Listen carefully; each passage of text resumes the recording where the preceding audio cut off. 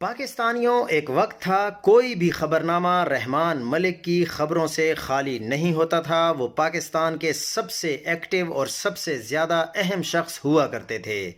انہوں نے Peoples party کا سارا وزن اپنے کندھوں پر اٹھائے رکھا تھا۔ جب وفات ہوئی تو پارٹی کا کوئی ایک رہنما بھی ان کے جنازے میں شریک نہ ہو سکا۔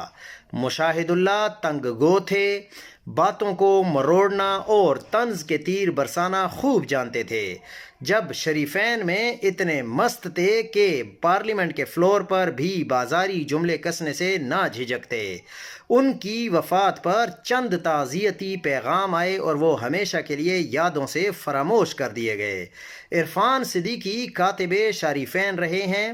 نواز شریف نے اپنے کل سیاسی کیریئر میں جتنے بھی جملے ادا کیے، ان میں سے 60% عرفان کے قلم سے ہی تراشے گئے تھے۔ وہ بے دام غلام تھے جو آقا کے ہر سیاہ کو سفید کرنے میں لگے رہے، یہاں تک کہ وفات ہو گئی، مگر پارلیمان کا سیشن اہم تھا، ان کو بیمار ہی بتایا جاتا رہا۔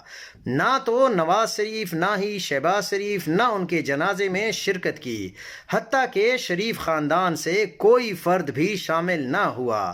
ان تین تصویروں میں ایک پیغام مشترک ہے: آپ تب تک اہم ہیں جب تک ضرورت ہے۔